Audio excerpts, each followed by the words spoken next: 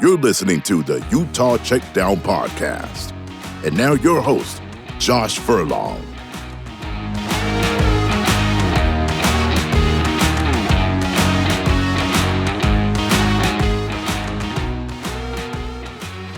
Welcome back to another edition of the Utah Checkdown podcast. I am Josh Furlong, happy to be back with you once again for another week. Coming at you a day later. I had too many things on Monday, so you get me on Tuesday. Depending on when you're listening, maybe Wednesday, Thursday, I don't know. You know, you do you. So we're going to continue our scheduling preview, so we'll get into that. We'll also take a look at the Big 12 basketball matrix that was released last week, as well as an update on recruiting and official visits, and then we'll talk BYU and Colorado, which will be the next two teams on Utah's schedule. So we'll get into that. First, let me tell you about our partners, though. Every possibility begins with a spark, and a possibility can grow into something even better than expected. With a clear view of what matters most, your possibilities are endless. From its first flicker at the University of Utah, U First Credit Union has grown to meet its potential and ignites your possibilities. They've grown into Canyon View Credit Union. Same roots, new path. Welcome to Canyon View Credit Union. Check out the full details at canyonviewcu.com. All right, so last week, the Big 12 released its scheduling matrix. They don't have any dates per se for their teams.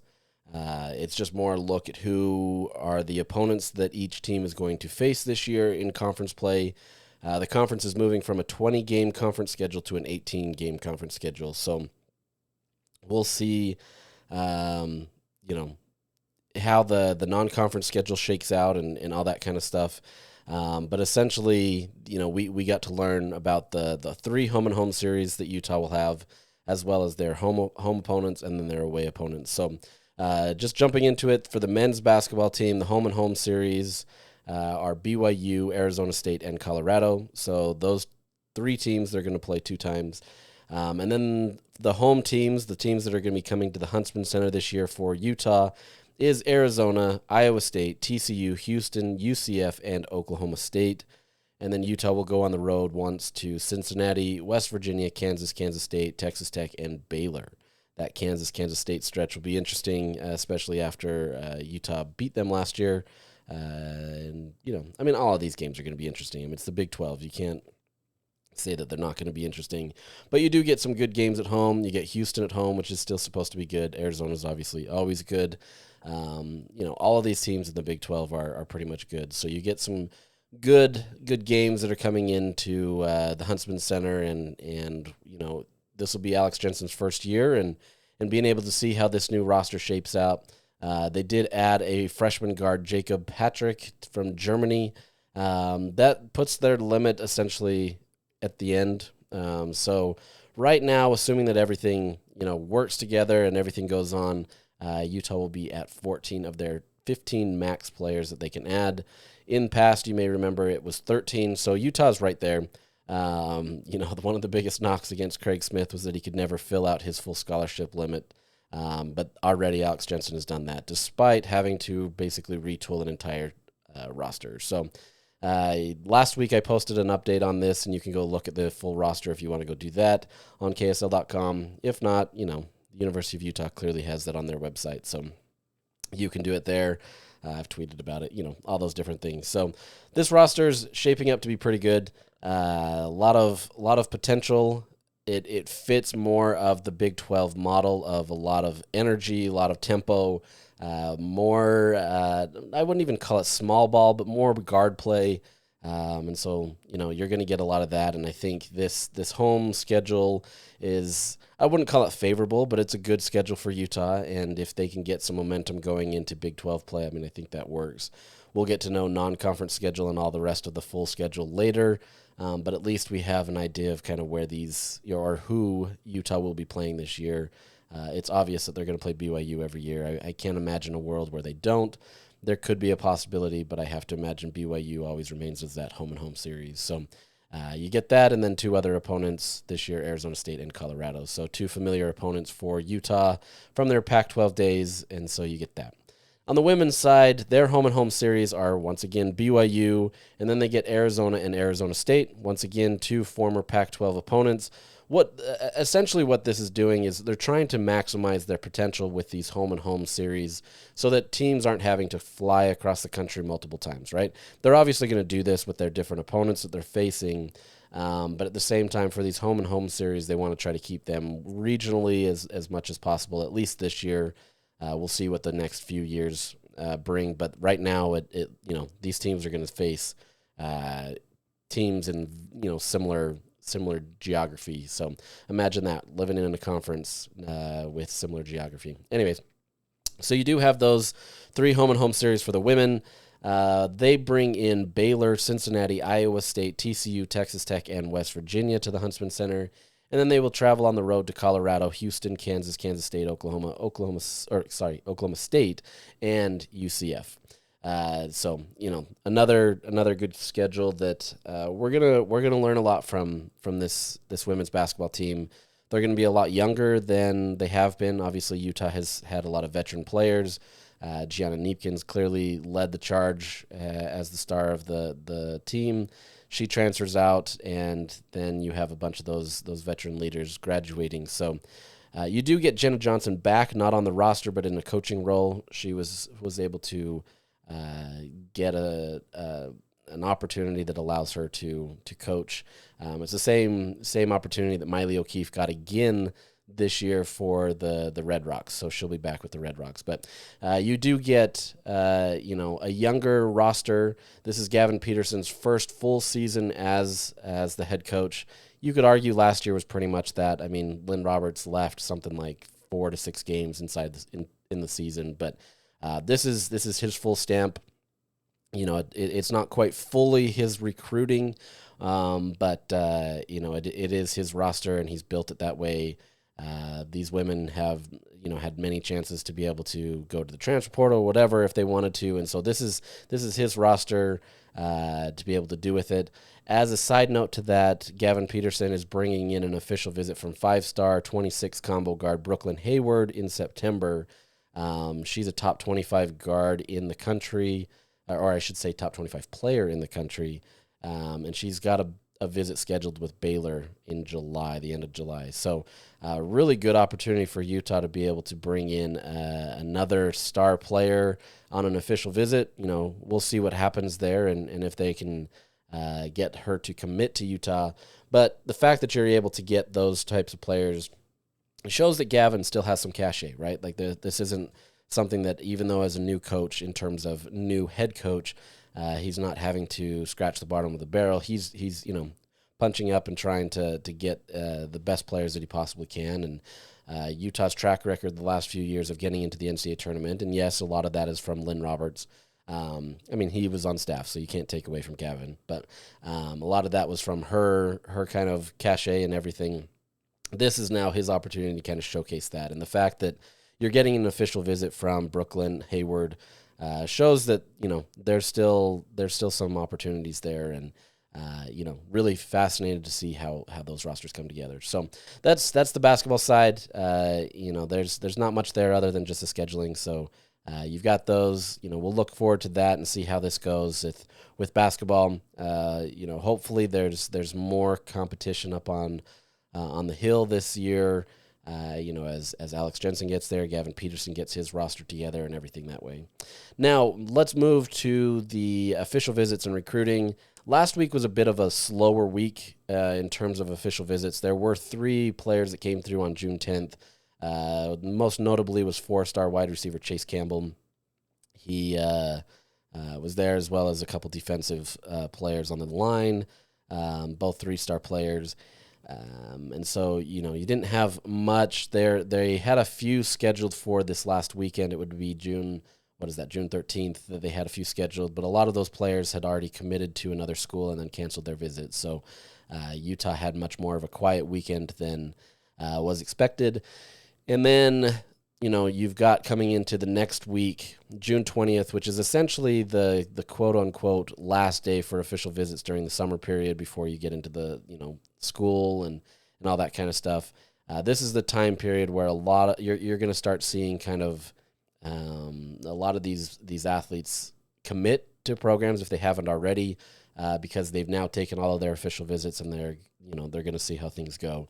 And so scheduling a player in this last period is a good sign in the sense that that you get them on their last date, but it's it's not a guarantee by any means that players are going to commit. So as part of that, Utah yesterday, and well, it wasn't Utah didn't announce this, but it was announced yesterday that Utah will be bringing in 5-star offensive tackle Felix Ojo.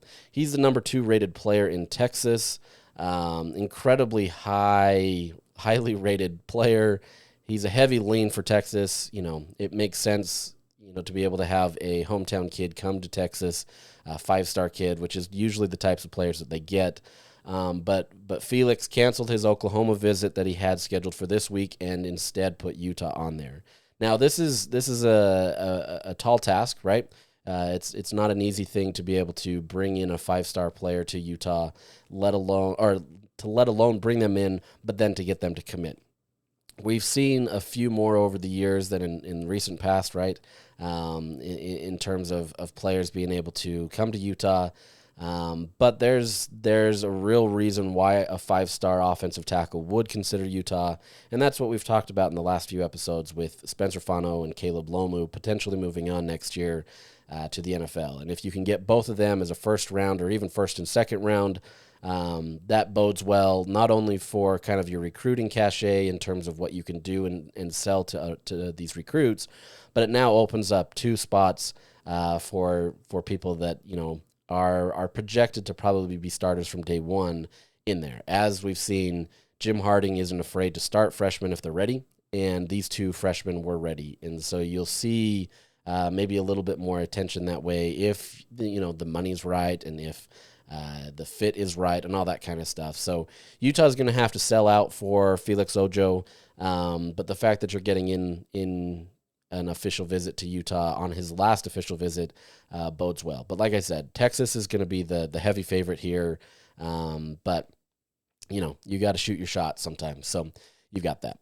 Now, as part of some commits, since last time we talked, Utah had 2 commits on the offensive side of the ball. So you get 3-star quarterback Michael Johnson from Georgia, and then you get a 3-star running back LaMarcus Bell from Oregon. He's actually the number 2 rated player in Oregon. Utah's class hasn't been big, but they've been able to bring in a lot of top guys from different states to be able to kind of consider Utah. Now, not all of them are going to go Utah's way, but at the same time, you're bringing in a lot of guys that are considering Utah, that are highly ranked inside their state.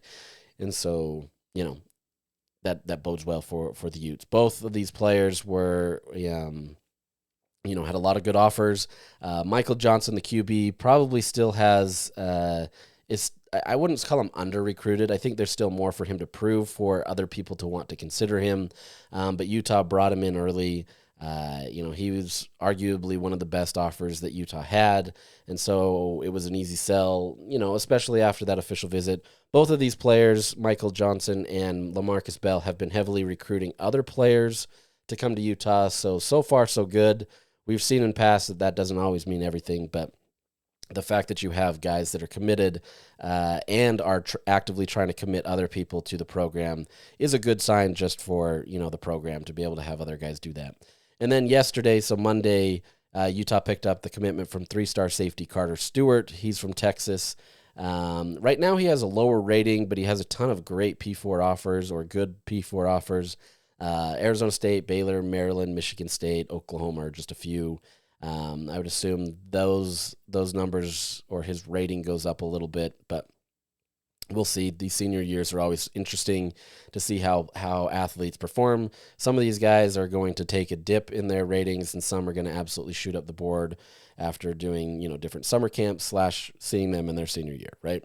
That's just the nature of it. So right now, Utah's set at 6 recruits for the 2026 class. As we've mentioned before, this hasn't been the most the most noise around this class in terms of what Utah's able to do. But I think part of that comes with, if Utah can win on the field, you're going to start picking up some of these guys. They're building relationships right now, whether that's through official visits or just other contact. They're trying to build those relationships and make sure that the teams are still aware, or players are still aware of them, right? And so you may not see a guy commit early in the summer, but as the season goes on, assuming that Utah can have a successful season, maybe you can start chipping away at some of those recruits as you get into that early signing period and stuff like that. So that's where it stands now. So let's jump into the scheduling preview. You were halfway through the season, essentially. Utah, I would say, is probably about 4-2. That's probably the bettor's safe pick. They could be 3-3. Anything below 4-2, though, I would say is probably a disappointment based on kind of what was being talked about as this team could be. I don't want to overhype this team by any means, and so I don't want to think that they should be 6-0 at this point. They're not, right? Like, if they are 6-0, great. Obviously, Utah's in for a special season, and things are going well for them. But I think the most realistic look is 4-2 at this point in the year. You've played Texas Tech, you've played Arizona State. Those two would be probably your most likely of losses. But that's not to say you couldn't lose to UCLA or lose to some other team down the stretch. But to me, that's probably the most realistic look. So you're coming now into this rivalry stretch, right? Everybody calls the BYU Colorado the rivalry stretch, right? You've got BYU, which is the natural rival that's been there. It's this heated rival, arguably the best rivalry in the Big 12, and people are starting to realize that, just especially with the fireworks that happened last year. But then you get Colorado, which, hasn't really been much of a rivalry, but everybody wants to pair them since they're Pac-12 days, since the geography and being close. So we'll play along with that, and we'll call this the rivalry stretch of Utah's schedule. Beginning this week for BYU is the beginning where Utah doesn't leave the state of Utah. So it's a 6-week that was the last week. They're in the middle of that, right? Sorry. They're in the middle of their 6-week stretch where they don't leave the state of Utah. And so, it'll be a good opportunity in the sense that they don't have to travel so many different places and then have to play these two teams. So with BYU, this game is being played on October 18th at LaVell Edwards Stadium. This is going to be a hopping situation, and that place is going to be packed as the Cougars try to go for another win. They have Arizona the week before. They're on the road to Arizona the week before. So depending on who Arizona is this year, maybe that's a challenging game for the Cougars. We honestly don't even know much about what this Cougars team could be based on some things that we'll get into in just a second.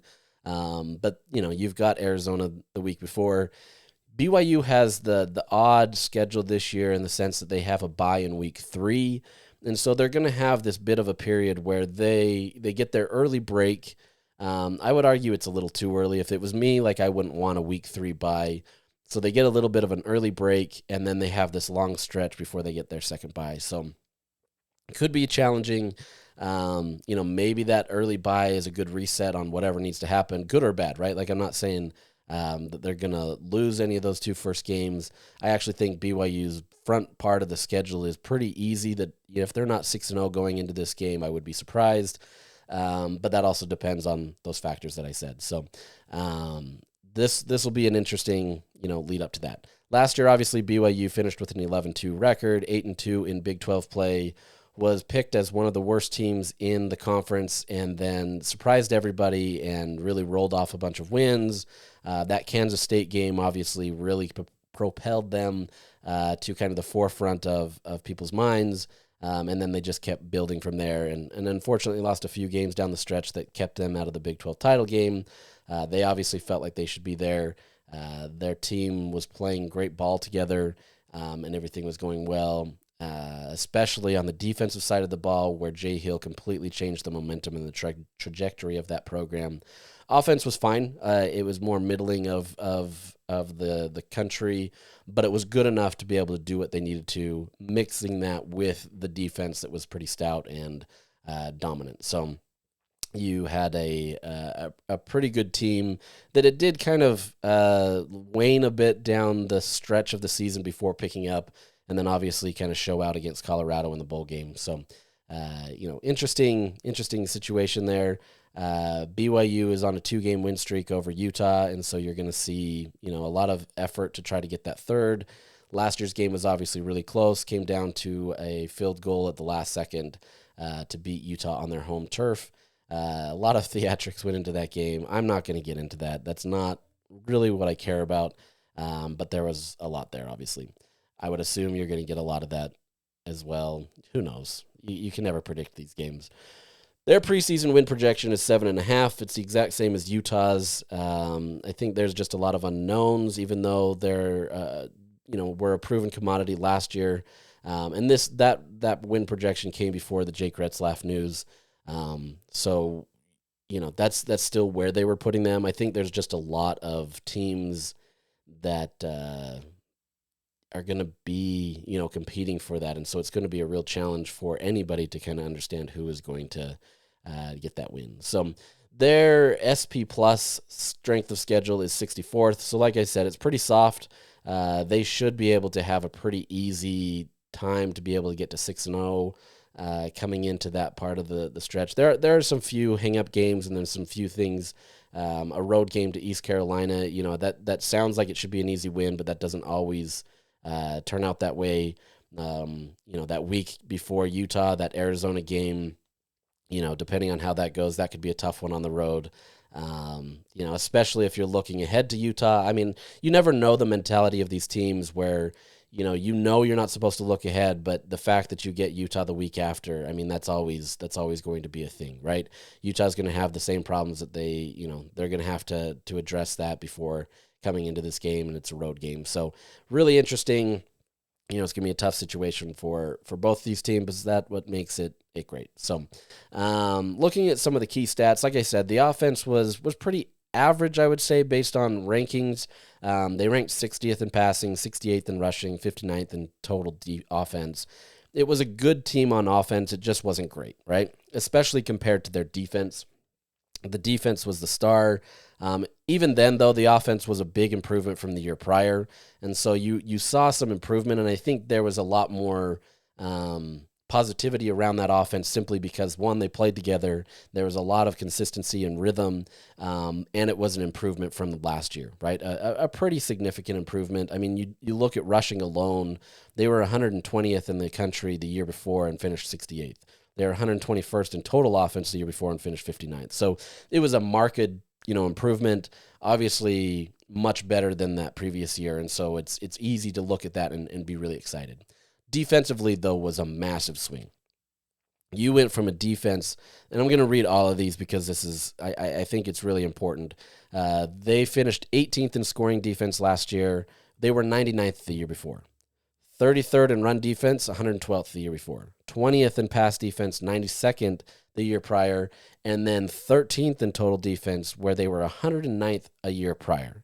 Now, that year prior was Jay Hill's first season, but he wasn't really able to kind of scheme and get these guys in immediately, right? It takes time for these things to develop. The next year, when his entire philosophy was kind of felt through the program, you saw that change. You had guys buying in. You also had some veteran leaders like Tyler Batty that comes in there.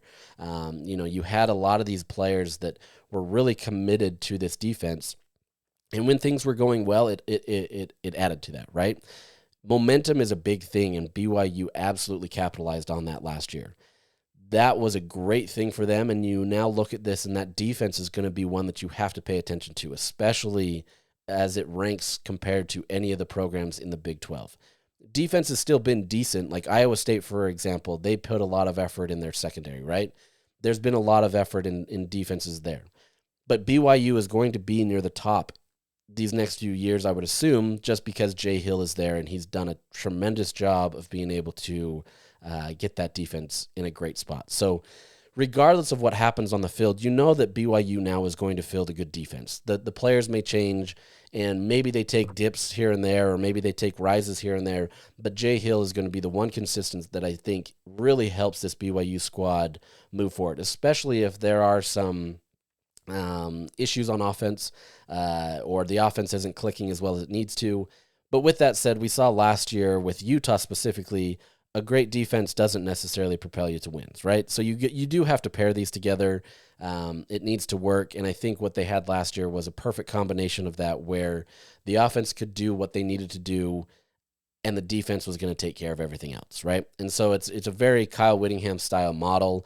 These two programs, obviously, with the interchange between the coaching staffs and everything, they very much so are a splitting image of each other. So as much as these two hate each other, they're the same program in a lot of respects. They're not, but they are, if that makes sense. So not anything to worry about with coaching changes. Everything stays consistent there.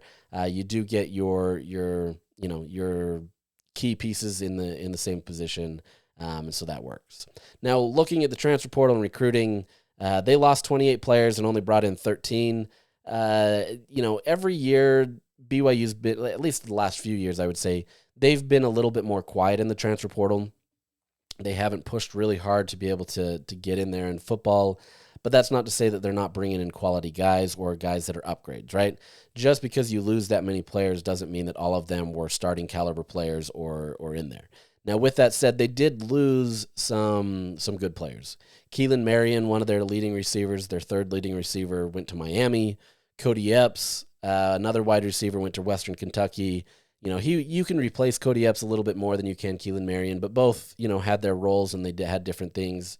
Hinkley Ropati, running back, he was their third leading rusher. He still hasn't picked up a team. At least I haven't seen anything there, mostly because of injuries, if I'm not mistaken. And then Harrison Taggart, one of their better linebackers. He, played in the starting lineup, but also was kind of featured in kind of more of a reserved role. Went to California. Even then, though, he was their fifth best player on defense, and so. You're losing some opportunities there. You lose a bunch of other players like Crew Wakely, a safety. He went to Purdue, one of your best safeties. You have some players that left that were losses. And so the biggest losses, I would say, came on the defensive line. You lose 4.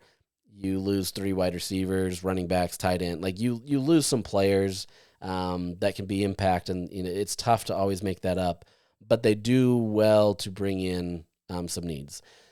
The biggest names that they brought in, Bear Bachmeier, QB from Stanford, still a freshman, but a big name that they are hoping will do well for them. They bring in his brother Tiger Bachmeier, who's a wide receiver. Hasn't had a ton of production, but package deal, and you get them in. They also bring in Carson Ryan. You may remember that name at Utah, tight end. At Utah last year, he only had 113 yards and 1 touchdown. But little of that was his fault. Honestly, I'm really curious to see how Carson does in this offense because I think he could have a lot more potential at BYU based on kind of how things went last year. I think he was wasted at Utah, and unfortunately, he wasn't able to show out the way that I think a lot of people expected him to. So I'm still pretty high on Carson. I think he could do some good things. BYU hasn't necessarily featured tight ends a ton. And so curious to see how he factors in there, but I still think he's got a ton of potential that is untapped, and I think he'll be pretty solid. They bring in also another Utah transfer in Keanu Tenavasa, defensive lineman.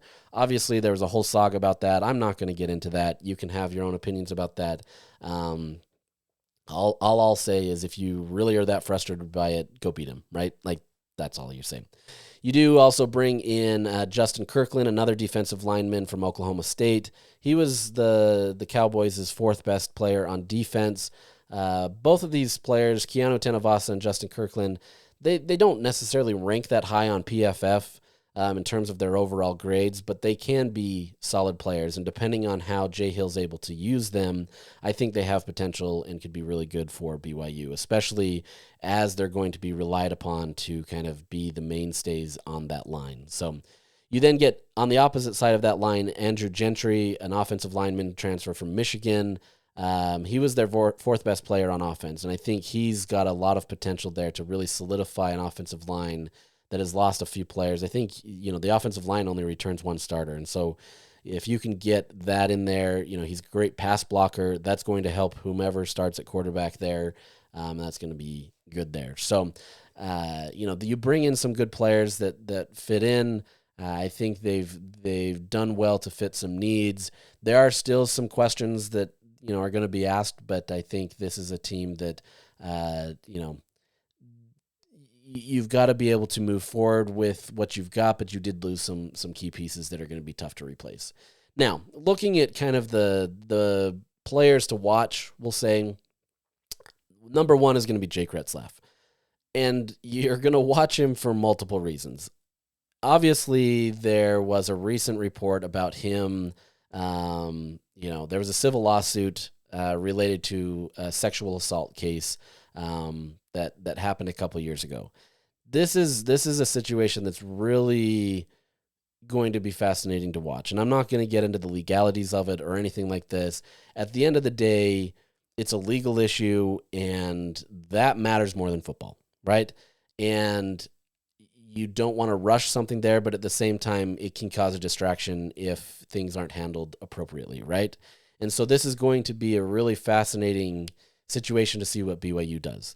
If any of this that has been alleged is true, which I tend to believe these victims when they put it out there, because they have so much more to lose than a lot of these other people, and they have to be re-victimized every single time that they come out there in the news, and then listen to a bunch of people re-victimize them again over social media. Not saying these things can't be inaccurate or wrong, but I generally tend to believe it. I've read a bunch of books on this kind of stuff. Like I'm a big proponent that you believe the victim, right? That's not to say that these things can't come out as wrong. That's why we let the courts handle it. We see what happens.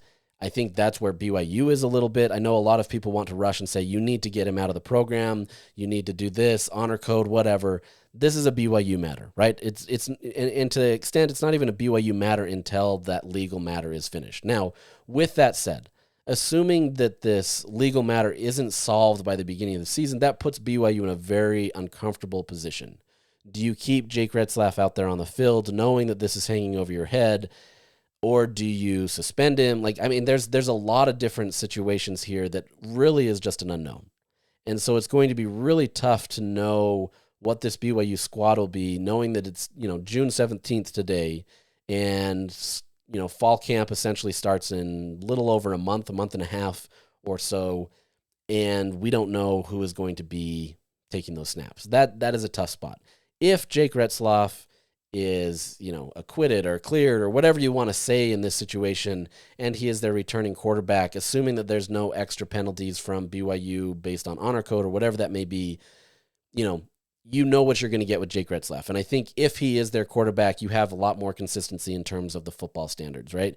You know what you're going to get, and you understand what type of a player he can be. If not, BYU is going to either go with Bear Bachmeier, the QB from Stanford, who's a freshman, who I would say probably has a higher upside than McKay Hillstead.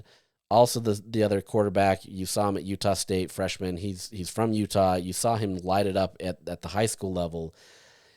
These two quarterbacks are going to be the ones that they most likely turn to. Hillstead obviously has the most Division I experience playing at Utah State, where he threw for 1,000 yards, but he threw 8 interceptions and he only completed 59.8 or 59.5% of his passes. That's actually higher than what Jake Retzlaff did last year. And so, maybe it's a similar situation that you would be okay with, right? I would say you probably have a better situation with Hillstead simply because he understands the offense now after being with the program for a year. He's got Division I experience, but do you go with the higher upside guy with Bear Bachmeier, who is going to be a freshman? And as we've seen, true freshmen really struggle to be able to acclimate early. Even if they're successful, they may not be able to do everything at the speed that you want them to. This is going to be a really tough situation for BYU. The easy thing for me is if Jake Retzlaff doesn't play, you put in Hillstead to start. You got it. You've got it, settled, and you at least have some consistency. A guy that understands the offense, a guy that has played at Utah State. You at least have something there. We'll see. Beyond that, as I mentioned, the offensive line returns one starter. You do get the 2 players from the portal. It's always fascinating to see how an offensive line gels. When you're changing that many new players, it's tough, right? And every program goes through that. This doesn't mean even the programs, let's say like a Texas or somewhere else that has these great players that come in, it still takes time to gel, and it takes time for these guys to work together. So we'll see by week, this week that Utah's playing BYU, you're going to have a good idea of what this offensive line can do. So there's not going to be any questions there. LJ Martin, a dynamic running back, comes back. He led the team in rushing last year at 718 yards, 7 touchdowns, averages 5.24 yards per carry. Really, really dynamic back that I think is going to potentially have an even better year this next year. I think if they can scheme it well for him, the offensive line does well for him, and I think he can do well. But the two have to go hand in hand. If that offensive line isn't doing well, if the quarterback isn't doing well, there's a real potential where Martin's numbers could drop, or he's relied on more. It's tough to know. So on the receiving core, you lose Darius Lassiter and Keelan Marion, as I mentioned with him, 2 of your top leading receivers, but you do bring in Chase Roberts again for another season. He's the team leading receiver at 854 yards and 4 touchdowns. Dynamic player. Honestly, such a talented player that you have to scheme for. You have to be ready for, because he will beat you and does a really good job. You also bring back JoJo Phillips, wide receiver, 4th leading receiver last year. I mentioned Carson Ryan, potential opportunities there. And then we'll see if Tiger Bachmeier factors into that, or some of the other players that have been depth pieces for BYU factor in there. On the defensive side, you have 2 returning linebackers that are going to be the star of the defense. You've got Isaiah Glasker Jr. He's he was their best linebacker, 3rd best on defense. He split time in the box and on the line. He can do a lot of different things. A huge disruptor in the middle of the field, and in the guy that you just don't want to see, right? Played a lot of snaps, had 3 pass breakups, 2 interceptions. Really just a talented athlete that is going to do whatever he can to disrupt teams. You then also have Jack Kelly, who his PFF numbers are actually pretty low, but his impact on, I wouldn't say low, but they're 62.2, not as high as you would want it to be as a linebacker, but his impact on the team was absolutely felt. He mostly stayed in the box, had a ton of time as a linebacker, had 1 pass breakup, 1 interception that was returned for an interception. These 2 working together in tandem are going to be a great force for BYU's defense. Now, around them, there's a lot more questions. Right up in that defensive line, as I mentioned, there's going to be some questions because you're bringing in new guys. Yes, 2 of those guys on the defensive line specifically were starters at their previous schools, but it depends on how they transition at BYU, right? You always see that. The odds are that they'll do well, but we'll see. And I think Jay Hill will get the most out of these guys, so I have to imagine that they're going to be good, but it's still questions that you have to ask. And then behind them is Evan Johnson, their 2nd best defender as a corner. He had 1 pass breakup, 1 interception. Had a low NFL passer rating of 46.5, so he did really well to be able to limit passes to the receivers that he was guarding. And there's a lot of potential there. There's some players and positions that need to be filled out. Obviously opposite him, you've got safeties. You've got more of the defensive line. Who's going to be the disruptors there. But this is a team that, even though they lose, a significant amount of pieces on the defensive side, you lose Tyler Batty, who left the NFL. Those types of things are tough to replace. But I think Jay Hill has a good system in place that could be good. Now, are they going to be the same levels as they were last year? Maybe not. I don't know. That's tough to know. But I wouldn't doubt it in terms of kind of who this defense could be, right? Jay Hill is going to do enough. And I'm not here to kind of just praise Jay Hill for all of this, but I think he's just been a phenomenal asset to BYU, that there's a reason why that they had him at a high contract rate. There's a reason why, that he's such a beloved figure on that program. And quite honestly, in my view, if Kalani Sitake were to ever leave or get fired, I don't think he'd get fired, but if he ever were to leave, to me, Jay Hill would be the next great replacement that would work. It would make a lot of sense, right? He is the Morgan Scalley to Kyle Whittingham, and I think you've got a lot built in there that I think he's a great brand ambassador for the program, and he's just done a really good job of being able to make sure that this defense is going to be good. So regardless of what happens on the offense, I think the defense is going to be fine. Could they take a step back? Yes. It's hard to know, though. The offense, as I said, Jake Retzlaff future is really going to be the biggest I wouldn't even call it a distraction. It is a distraction, but it's going to be the biggest card that has to be figured out before you understand what this BYU team is going to be. Yes, there's a defensive line retool, but I think Jay Hill will get there and help. But then there's also the other factor that's similar to Arizona State that we talked about, that now that BYU has tasted success, and they've done it, and they have that proven history from last year, you have to stay on top, right? And every team that gets to that level, you have to find some way. And if you can do that, that's great, right? It clearly shows that the work that went into it wasn't just like a one-year thing. I think BYU's schedule lays up well for them to be able to continue to show that, assuming that all these pieces work together in the beginning of the season, assuming that all this comes together.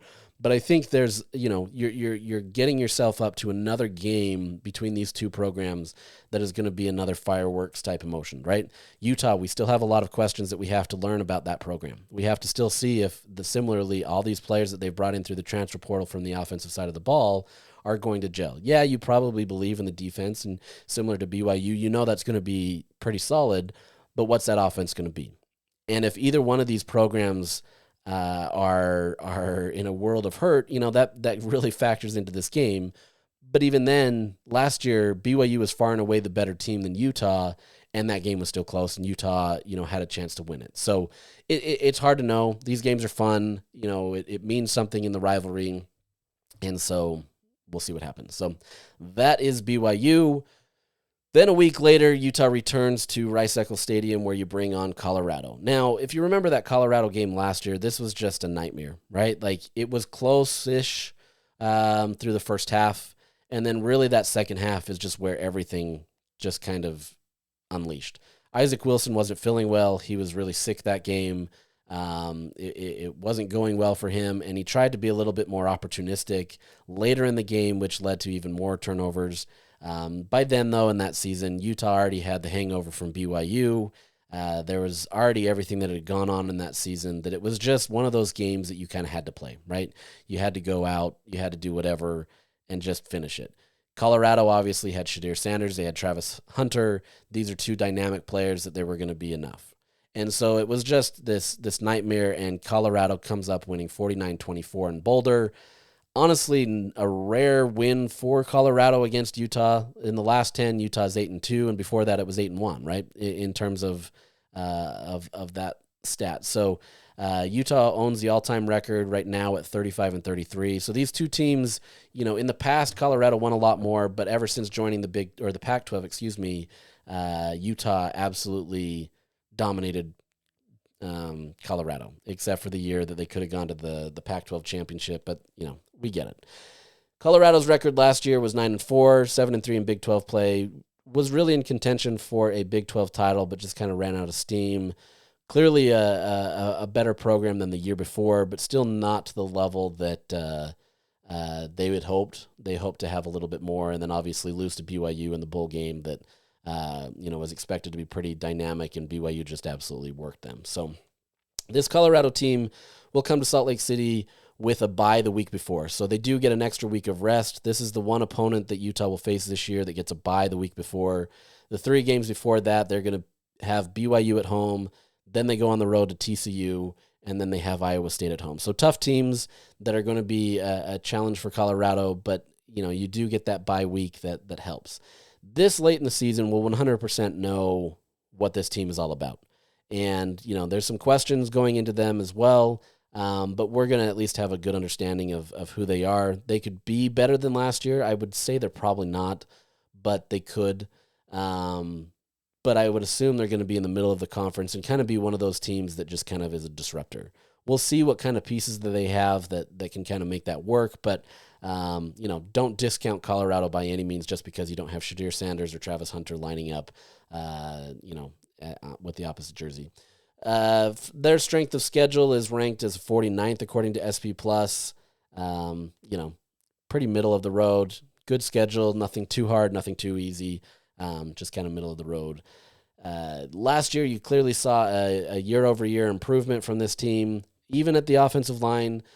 But with that said, the run game was awful, like literally last place in the country awful. It wasn't great. It was the worst in the last 5 years, but it was also still a 2-year trend of similar production. So Not a great situation for Colorado. They finished well in scoring offense, a big jump from the year before, and then finished 6th in passing offense. I mean, this was a team that was built essentially just to pass the ball. But with that said, they were 126th in sacks allowed. They allowed 43, which was an improvement from the year before, but still 43 sacks. It's not great. Defense did improve, but they finished 42nd in scoring defense, 40th in passing defense, and 12th in opponent red zone conversion. So, I mean, it was definitely improved enough to be able to make a difference. There was just, not everything clicked all at the right time. And, I'm curious to see the impact that Travis Hunter, yes, he's one player, but what he was able to do on both sides of the ball absolutely is going to be felt. Shadir Sanders, yes, he took a lot of sacks, and his offensive line, allowed way too much pressures in there that he was scrambling all the time. He still threw for a ton of yards and still got that offense moving. So, really curious to see what this team can do. Now, looking at the transfer portal and kind of what they went through, they lost 33 players and brought in 33 players. So it was pretty much a wash. This year wasn't as big in terms of all the big names coming to Colorado, and everybody was going to Coach Prime.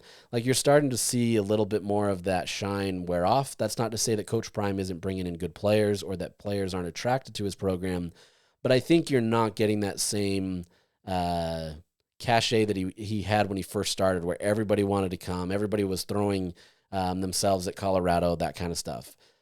This is much more of what would you call it? Like a normal transfer portal period. It's not normal in the sense that you're replacing 33 players, but well, maybe that is the new normal. But it's not as crazy as, let's say, Texas Tech, which brought in a bunch of star players. I would say Texas Tech had far better talent coming in through the transfer portal than what Coach Prime was able to do, but still impactful players. Now, with that said, Colorado did lose their starting centers, their backups, and their starter. They also lose Isaiah Augustov, running back, who went to South Carolina. He was their leading rusher, but there wasn't really much production. So I don't know if you're losing anything big or anything. You also lose some other offensive linemen, but like I said, that offensive lineman, even though it was improved, wasn't really something that you're going to be too worried about. Obviously, consistency matters, as I've mentioned, but I don't know. I think Colorado actually improved. So on the defensive side, they do lose some defensive ends that had a lot of snaps at Colorado. You lose some secondary players. Overall, though, you're not losing a ton of players that had a huge impact on the program.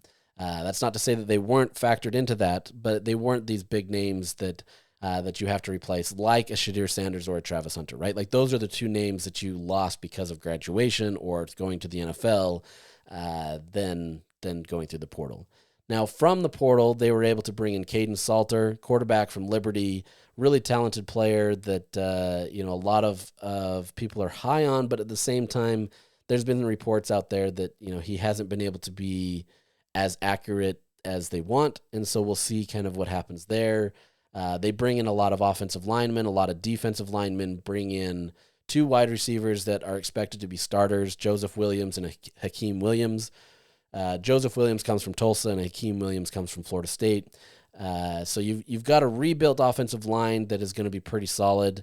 You've got a rebuilt defensive line that should be pretty solid, just based on all of these guys having experience at their prior schools. And then you fill out a secondary with some other guys that were pretty solid as well. So, some good pieces. Like I said, I wouldn't say that this is like earth-shattering, but it's definitely upgrades from what they've had. I think especially on the offensive line, this is a great opportunity for them, knowing that they have to replace 4 new starters essentially, and a majority of them have all been starters or at least have had good snaps at their prior school, that they should be pretty solid. The top one there is going to be Xavier Hill. He comes from Memphis. He's actually he's arguably the best one out there. I wouldn't even say arguably. It's probably the best one out there easily. He comes in with an 83.2 grade at in PFF from Memphis. He had a pass blocking grade of 86.8 and a run blocking grade of 80.4. So he's a pretty solid player. Can he do that at Colorado? I'd assume he'd be able to. But he's going to absolutely be the star of that offensive line that is going to bring in other guys that have starter reps or experience there. Now at the QB position, they bring in freshman Julian Lewis, a 4-star QB that is expected to get a ton of praise and love for kind of who he was as a high school kid. He's going to be battling it out with Caden Salter, like I said, who threw for 1,800 yards, 15 touchdowns, 6 interceptions, but it's still undecided, right? Once again, do you go with a freshman quarterback or do you go with somebody with a little bit more experience that doesn't have the greatest of accuracy numbers, but at least he understands how it's played? Similar to BYU, if Jake Retzloff can't go, you've got now 2 quarterbacks that you really are trying to figure out. I would argue Julian Lewis probably has the higher upside just based on kind of who he is expected to be, but that's not to say that he will be that. It's going to be a really interesting situation to see how Deion Sanders moves this forward. He's always been able to rely on Shadir to be able to do what he needs to. Now you have to rely on somebody else, and there's a lot of questions around that position. If the offensive line can do what it needs to and make improvements from even last year, you've got at least a much better opportunity ahead of you, but there's a lot of questions with this QB position. So Caden Salter, you can throw him in there initially, assuming that, he continues to make some progress. You at least have a guy that has had some experience and can get out there and understand what you need to do, but both are coming to the program fresh. It's going to be an interesting situation there. In the backfield, you have Micah Welch as your running back. He comes back as a backup from last year.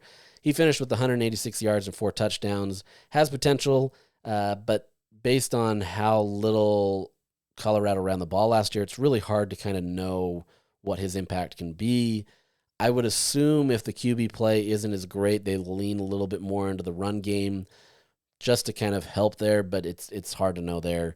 And then they bring in a transfer into the Kalen Taylor from Incarnate Word, coming in from the FCS ranks to be able to add some consistency there. This is a good 1-2 punch, but based on how little Colorado has run the ball, it's hard to know what this is going to be. Now, as wide receiver, Colorado does lose, some of its star players. Obviously, Travis Hunter being one of them. You have 2 guys that are coming back in Draylon Miller and Amarian Miller, who are pretty solid as more underclassmen.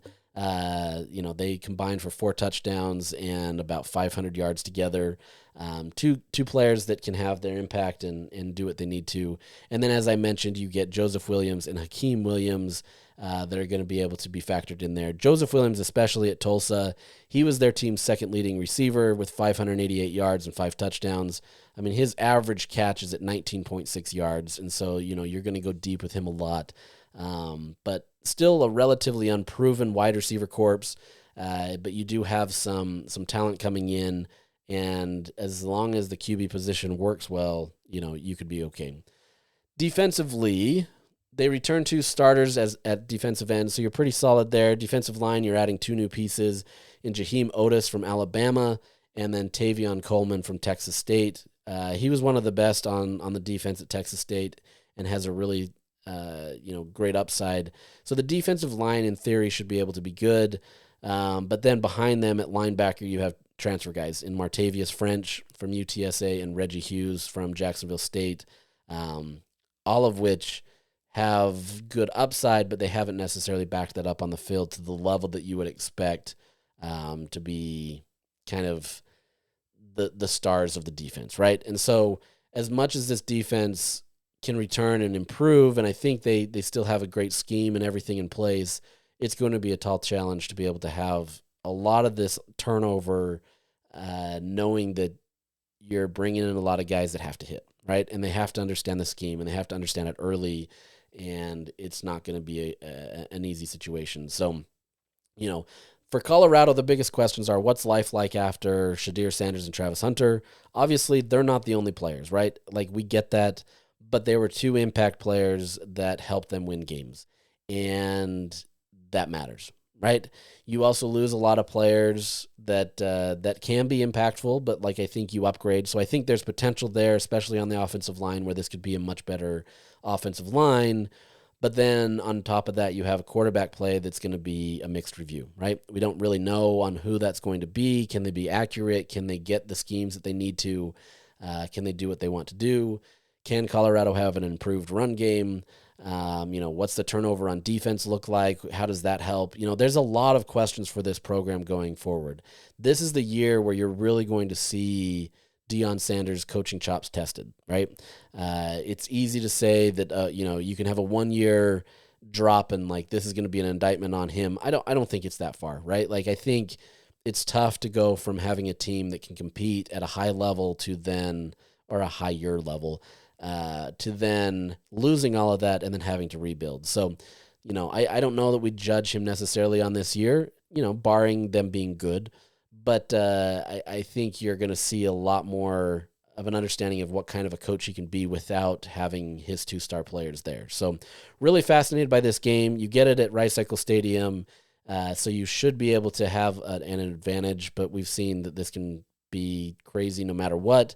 Depending on how that BYU game went the week before, there could be another hangover. There could be, where you kind of get loose, where let's say Utah goes to Provo and wins, regardless of the score. You may be coming on a high and you kind of take things easy against Colorado and kind of loosen up. It's real easy to kind of see some of those things happen. So really curious to see this 2-game stretch. I don't think it's the most pivotal stretch of the season by any means based on how things have gone. But like I mentioned, if Utah is 4-2 going into this 2-game stretch and you leave it 4-4, you're in a world of hurt, right? You've got to at least split these 2 games to be able to be competitive. Even then, splitting these 2 games, especially if you lost to Texas Tech and Arizona State, you're not really going to be factoring into the Big 12 title race. You're going to be potentially improved on the year, but it's not going to be as good as you would hope. So as much as I say this isn't a pivotal stretch, it's at least a good point of the season where you're going to understand kind of what this team is made of, right? If they've had early success, and let's say they're 4-2 or even 5-1 for that matter, can they sustain that through a tough rivalry game against BYU and then following it up the week after against Colorado at home? That's where you get to learn the mettle of this team, see how they are, see how they're fighting, that kind of stuff. So really curious to see these 2 games being played. I think they're exciting. Especially that BYU game going down to Provo is always an entertaining game just because of how those fans pack that stadium. They get loud. Utah's biggest situation there is really you have to take the crowd out of it. And if you can take the crowd out of it, you're going to help your situation. But outside of that, it's going to be a tall task. So we'll come back next week where we're going to talk about Cincinnati and Baylor. 2 interesting games. Cincinnati's a team on the rise-ish, we think. And then Baylor absolutely is a team where we talked about this, where this is a team that Utah played early on in the season as a non-conference game based on prior schedules. And it looked like Utah was going to roll, right? They end up winning the game close, but they looked like they were going to roll because Cam Rising was dominating. And then suddenly that was the infamous Cooler incident that ended Cam Rising's career, and everything went south for Utah. On the opposite end, Baylor, they still had some struggles for the next couple weeks and then finally put it together and went on a heater. And suddenly it's being talked about as one of the best teams in the conference. If you believe Phil Steele's predictions, he believes that Baylor's the best team in the conference coming in. So really fascinated by these 2 games. And we'll see how that goes. So with that, we'll sign off today, and we will get back to you again next week talking more games. We'll recap the official visits that are wrapping up for Utah and kind of where Utah stands, and then we're getting closer to Big 12 Media Days. After that Cincinnati Baylor game or week, and then Kansas State Kansas week, we get Big 12 Media Days. So we're getting closer. Hope you're having a fun summer. Hopefully you're not getting sunburned, but you're out doing something fun and you're not stuck in an office working. With that said, we'll chat you later. Adios.